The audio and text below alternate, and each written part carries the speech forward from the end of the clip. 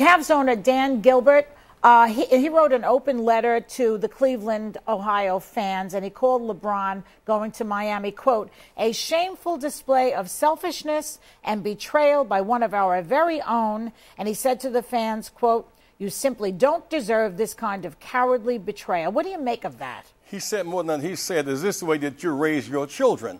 Even more than that, he said in a game against Orlando that LeBron quit. In 4 games against Boston, LeBron quit.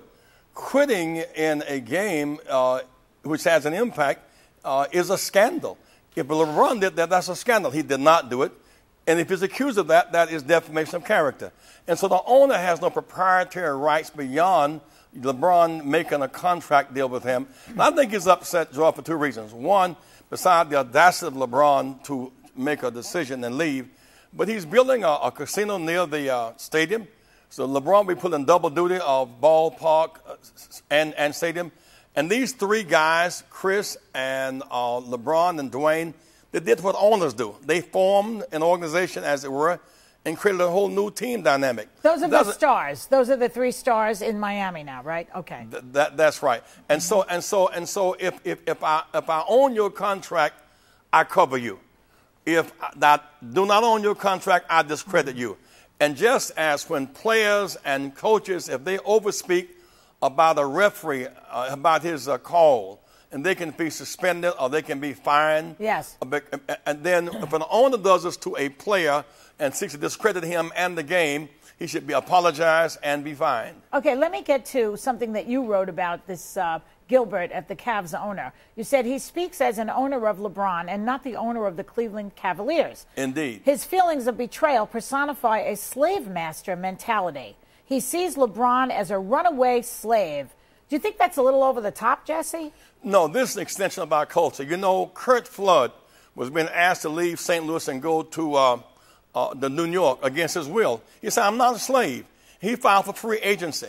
He was kicked out of baseball, but he won that lawsuit. The reason why all these ball players, football, basketball, baseball, and they have free agency, because Kurt Flood defied the plantation mentality of owners of teams. I got you. And then they stepped further when Spencer Haywood demanded eligibility rights, and he won that lawsuit. So the idea that owners own franchise, they do not own players, who won that lawsuit. I understand what you were going for there, the ownership thing. And you have a point. It's a good metaphor, I think, or an analogy.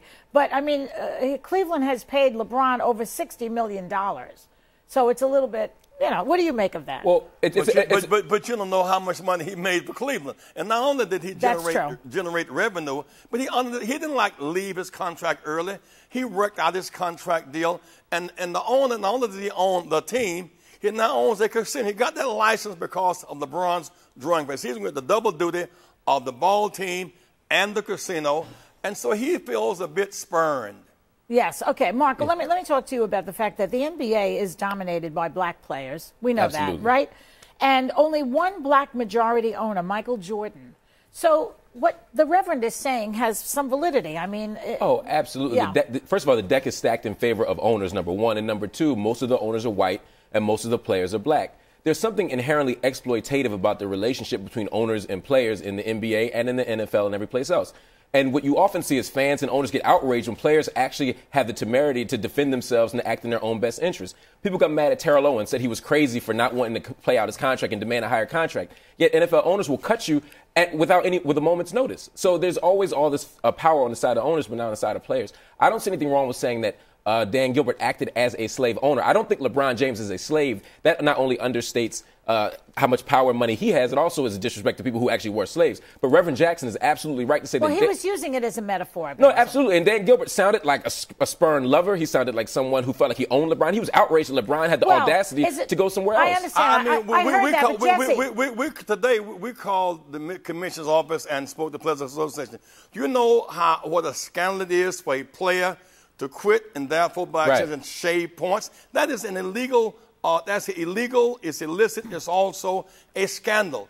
And so to accuse a player of that, it undercuts his marketability. It was awful. I agree. If you play for me, I cover you. If you don't play for me, I discredit you. Maybe this guy, Gilbert, was trying to speak to the Cleveland fans. I mean, they just lost their biggest, most lucrative player. And so did Gilbert. Because remember, the price of That's who I'm talking about. No, but I mean, the value of the Cleveland Cavs as a team went up $100 million when LeBron James was on it. That's so with right. LeBron leaving, Dan Gilbert's losing a ton of money. So he, in many ways, does see LeBron James as property, does see LeBron James as a physical investment. I don't think he was just trying to motivate fans, because let's be honest, Cleveland Cavaliers are going to be a terrible team next year, and Cleveland has never been a cool place to be. Nobody wants to be in Cleveland if they could be in Miami. Let's just be honest. Well, I don't know about that. I don't hate think that's true Miami. about Cleveland. From a sport. I think the real point is, in addition to owning the Cavaliers, he has now got the license to own a casino.